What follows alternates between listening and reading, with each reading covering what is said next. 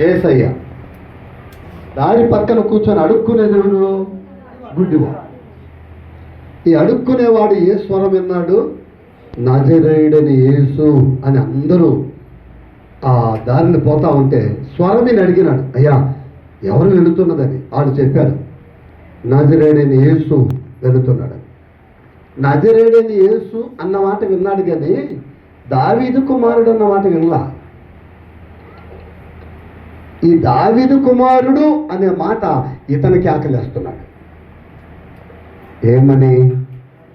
దావీదు కుమారుడా, యేసు నన్ను దాటిపోకయ్యా, నన్ను దాటిపోవద్దయ్యా, నన్ను కరుణించు ప్రభు అని ఆకలిస్తున్నాడు. వీళ్ళు శిష్యులు ఏం చేశారంటే, బాగినాలు మీరు శిష్యులు ఏం చేశారంటే, ఎవరు మీరా ఓడకుండా, ఆయన పని మీద ఏదో ఆయన పోతున్నాడు, నువ్వేంటో అట్ట కేకలేస్తావు, గొంతు కేసిన మేకరిసినట్టు అని అన్నారు. అన్నది ఎవరో తెలుసా? ఆయన శిష్యులే, యేసు ప్రభు శిష్యులే. అరవదో అరవదో అరవదో అన్నారు. అక్కడ ఏం జరిగిందో తెలుసా? అతడు వాళ్ళ అన్న మాటలు విన్నా, స్వరం విన్నా, అతడు ఇంకా గట్టిగా కేకలేశాడు. మరి ఎక్కువగా, దావీదు కుమారుడా యేసు నన్ను కరుణించుమని కేకలు వేసును. ఏమేశాడు? కేక. మనకు ఏదైనా ప్రార్థన టైం ఇచ్చినా, పాట పాడమన్నా మనకు సిగ్గు ఎక్కువ.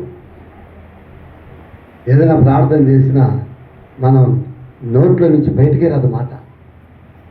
అది కూడా అట్ట ఇట్ట చూస్తా ప్రార్థన చేస్తాం. చదువుతున్నాను నాయన ప్రభువా, నాకేమో సరిగా ప్రార్థన రాదు, నీ పక్కన కూర్చోలేదు, ఆ స్తోత్రం అయ్యో స్తోత్రం ఉండండి రెండు ప్రభు ఈ పక్క ఎవరు కూర్చొని స్తోత్రం నాయన, నాకేమో సరిగా ప్రార్థన రాదు, ఇప్పుడు ఏం చేయాలో తెలియటం లేదు, ఈ పాస్టర్ నాకే ఇచ్చాడు ఈరోజు ప్రార్థన, ప్రభువా యేసయ్యా అయ్యా